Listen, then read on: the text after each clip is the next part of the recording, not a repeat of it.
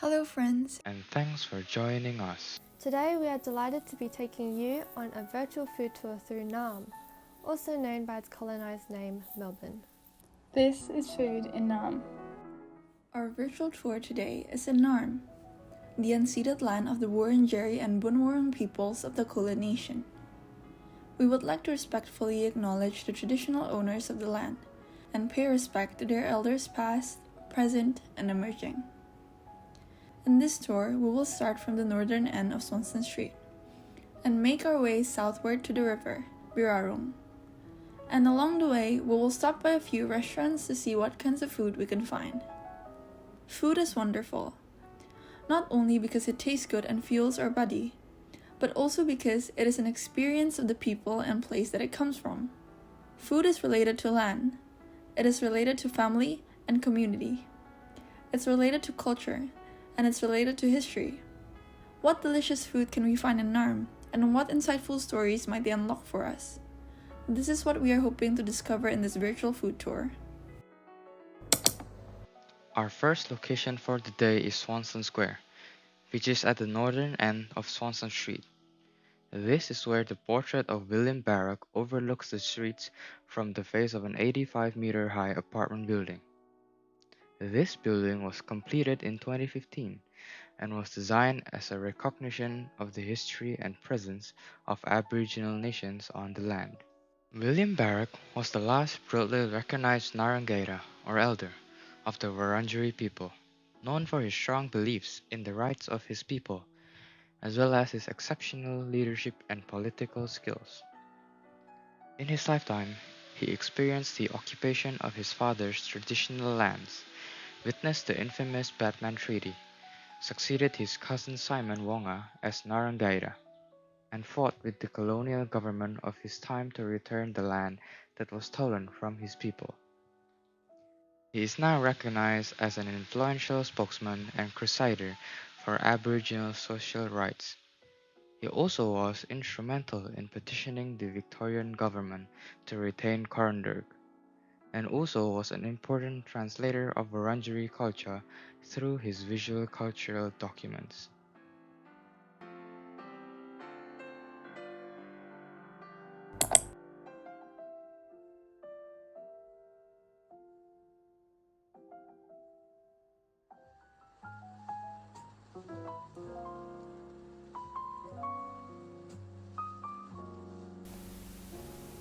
Before we head to the first restaurant, let's get our morning coffee.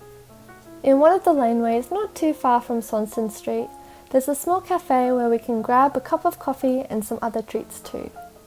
It's right there, behind the blue door next to the white cat. This is Little Rogue. It's a hidden gem and quite popular with the locals. The people in Naarm are well known for their love of coffee, and it's as much about the experience of getting your coffee from your favourite local barista as it is about the perfect brew. The social and communal aspect of it makes the experience that much more refreshing. Most cafes are very vintage, retro style in decor and serve as a space for hanging out with friends or alone for a bit of study or work. It's all very much influenced by Italian cafe culture.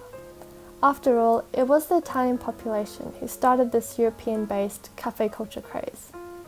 Coffee was first introduced by the British when the First Fleet invaded Eastern Australia in 1788. As more foreigners arrived, more native Australians were attacked and dispossessed of their land. The invasion took over Naarm as well, where the Wurundjeri and Boonwurrung peoples lived. As European settlers took control of the land, Naarm became filled with European communities and their influence. By the 1850s, the time of the gold rush, the effects of colonial settlement had become increasingly apparent, as more and more overseas immigrants were flooding in, and native Australians had become the minority of the population. Coffee had found its place in small stores located on street corners, which served as cheap snack opportunities for workers during the day. With the invention of the espresso coffee machine in 1901, espresso eventually found its way into restaurant kitchens and small Italian-owned grocery shops. However, it wasn't until the late 1950s that it became mainstream, thanks to the growing number of post-World War II Italian immigrants and the cafes that many of them established. Many of the tea rooms at the time were replaced by espresso bars, and coffee culture has only grown in dominance ever since then.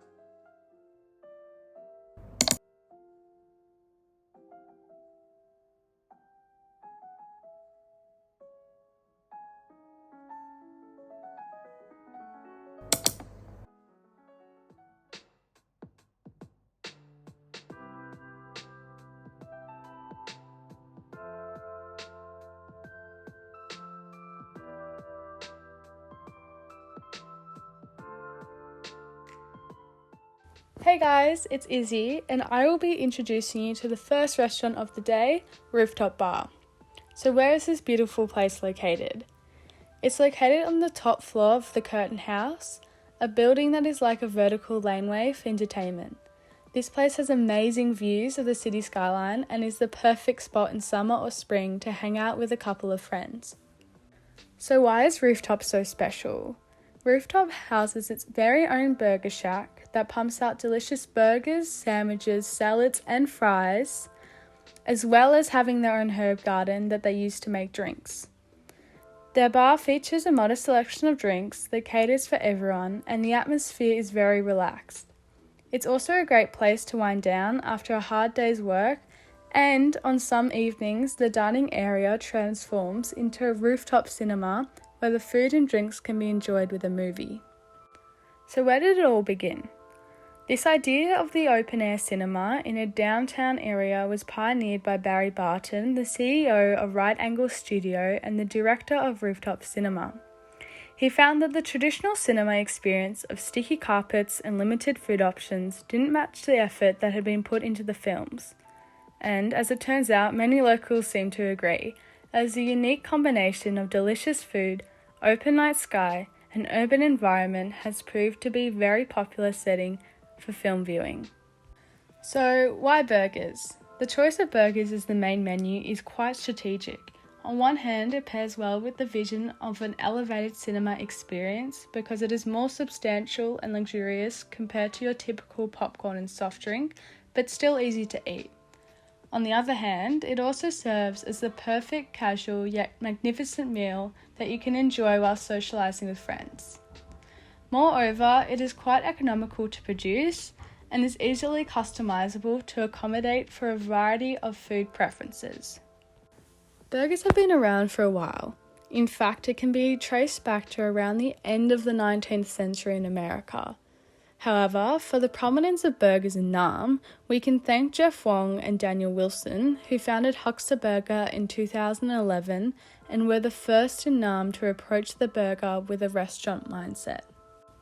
Some say that burgers are much loved due to the consumption of American media. Not everyone agrees on this, but what is clear is that its versatility is one of the biggest reasons that the burger has fared so well in Naarm. The burger's simple model allows for so much variety and creativity without losing its essence, and it is the perfect medium for chefs to make it their own. Also, an ideal food that everyone can share without compromising on their food choices. Whether mass-produced or artisanal, whether healthy or indulgent, there's a version of the burger for everyone. Either way, burgers have successfully made their way into the city's daily life. There for you during your lunch break, after the footy to celebrate with some friends, or for before a night out when you need something quick to eat.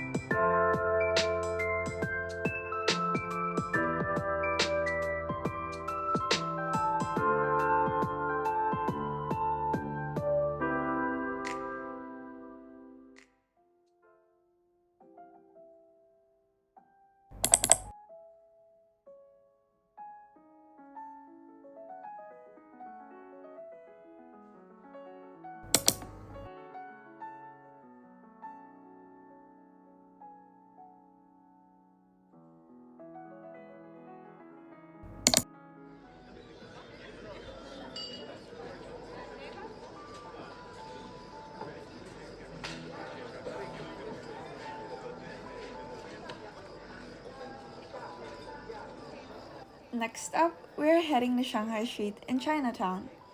You can tell when you reach Chinatown thanks to the iconic archways, themed signage, and paving decorations that line many of the laneways and alleys. The Chinese restaurant we are going to specializes in Shanghainese dumplings and showcasing southern Chinese cuisine. Shanghai Street has a few branches around the area, each with its own distinct charm and atmosphere. The one on Berg Street is relatively upmarket, upstairs with a spacious and lavishly furnished dining area, and is great for some classy Chinese dining. Whereas the branch on Little Berg Street is more like your typical dumpling house, much more casual, more intimate, always a bit rowdy, and always great for takeaway. Chinatown began as a Chinese settlement during the Gold Rush era, and like all the other foreigners who came, their food culture came along with them as well. In the gold fields, they would set up Chinese cook shops, mostly for Chinese miners, but they served the non-Chinese as well. Back in NAARM, Chinese restaurants quickly were popping up as well. By 1910, 20 out of 155 eateries in NAARM were Chinese. In particular, the dim sums and dumplings were becoming the most famous dish amongst the general population of NAARM, as it was easy to eat and resonated with those unfamiliar with the cuisine. Shanghai Street was founded by Min Shi and Wei Na Zhu, whose vision was simply to open a dumpling house that you would typically find on the streets of Shanghai. Being from Shanghai himself and having years of experience working at 5-star hotel kitchens also at another renowned dumpling stronghold, Shi was more than qualified to recreate the experience of the Shanghainese dumpling house. And you can see similarities, not just in the great food and perfect xiaolong baos, but also in the atmosphere, the intimate space and the bustling of customers ordering at the table, while other customers are getting takeaway, as well as an unavoidable queue that forms the street. Of course, we are in NAARM and with a multicultural population. Eating habits differ, which is why the more upmarket branch was recently opened for those who prefer a clean and relaxing dining experience over the fast and greasy. Although slightly different, it stays true to its Chinese heritage and is reminiscent of the fancier restaurants that you will find in China that caters for a more leisurely dining experience.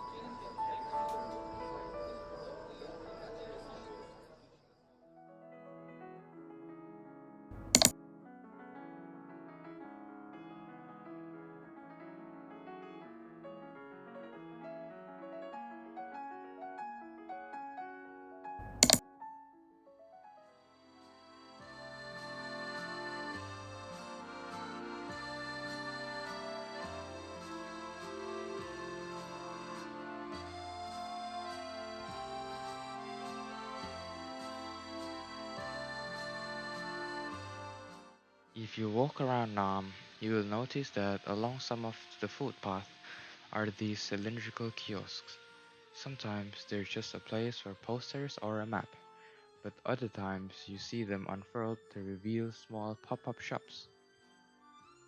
These kiosks were used as a newsstands in the past, but now they've been repurposed for trade. This particular kiosk houses Le Petit Creperie, where you can get takeaway crepes which are prepared daily and cooked on demand. You can also find Le Petit Creperie around other parts of Nam in the form of vintage caravans. Crepes originated from Brittany, France in the 13th century. The story goes that it all began when a housewife split some thin porridge onto a hot, flat cooktop. This formed a thin pancake, and not being one to waste food, she ate it. Fast forward to many centuries later, and these thin pancakes have become an iconic part of the food culture in France. And now we get to have a taste of that culture thanks to Patricia and Michael, the founders of Le Petit Creperie, who has brought that experience to Nam. Not only do we get crepes, but crepes made by French-speaking qualified creperiers, and also nostalgic French music and the experience of it off the street. This charming crepe stand came about because of a Melburnian's love for French food, that's Patricia, and a Frenchman's love for Nam's vibrant city culture, Michael. Founded in 2008, and since then it has become an iconic food service that represents the French population here in Nam.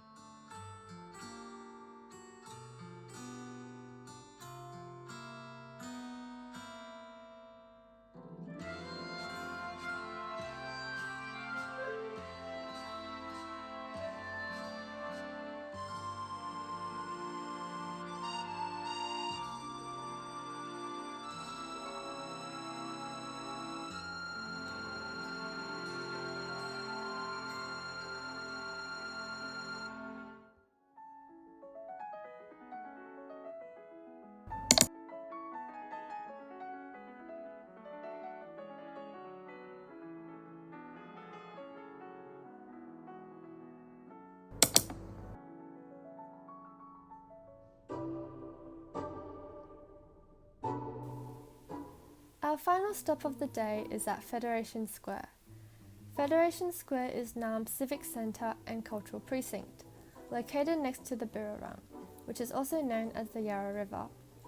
Pre-colonisation, the river was once an eel breeding ground, as well as home to shark, dolphin and stingrays. The place functioned as a main source of food, hunting, cooking and ceremony. At present, it has become a meeting place for locals to gather and to experience there all the art centres, galleries, cinemas, festivals, restaurants, cafes and bars. We'll be visiting Big Esso today, an all-day bar and kitchen where we can get a taste of some Indigenous food and culture. Big Esso was founded in 2021 and means the biggest thank you. It is one of the many food establishments found by Chef Noni Burrow, whose mission is to showcase her traditional background in food and to help the people of Naarm become more familiar with Australia's native ingredients. Her knowledge comes from her childhood, when she lived on Mer Island in the Torres Strait with her tribe, the Comet tribe of the Meriam people. For her, these ingredients were introduced through myths and legends, many of which formed the basis of Marlowe's law, which is the code by which her people lived their life on Mer. She has also had 20 years of chef experience, having trained in a few of Naarm's Italian restaurants and also a Japanese restaurant in London. A quote of Noni Barrow's: "Much of what I know about my culture and identity has come from preparing and making food with family. I am sure this is the same for many people here and around the world." The dishes we want to introduce to you today is simo chicken and sop sop. That's right, you might have heard of simo chicken before since it has roots in many cuisines. From Japanese to Indonesian, it's a multicultural dish. According to Burrow, the fusion between food cultures came from when the Japanese settled in the Torres Strait and became part of their bêche de mer, that is sea cucumber, and pearl culture. When they married into their families, they brought along with them their soy sauce, which was then integrated into their cooking. This dish isn't just tasty, but also holds a special meaning for Torres Strait Islanders. Noni Burrow explains for us. It's a dish that you make for someone who's going to be around forever. If you bring a new partner home and your auntie asks if you have made simo chicken for them yet, and you say no, they're like, "I don't want to know you, you're not going to be around forever." There are many versions of this dish, but Burrow's version incorporates warrigal greens and pepperberries. These are native ingredients that are found in Victoria, New South Wales and Tasmania. However, she keeps the essential ingredients like soy sauce, lemongrass and chilli. Guys, we've heard a rumour that you might be cooking and trying this dish sometime later this week, so get excited for that. Sop sop is another fun dish. It's a traditional yam stew often found at celebrations and big family gatherings. The cooking process is quite a communal affair. People would join together from early in the morning to peel yams and throw them in a huge stock pot, which bubbles for hours. It is made with coconut cream, loaded with veggies, and pairs really well with simo chicken.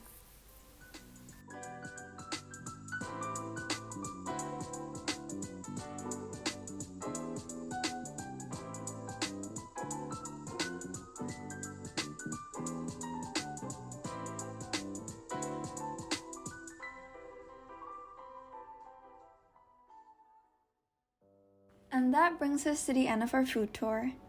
Today, we saw the Barak building, the Bira room, the city views.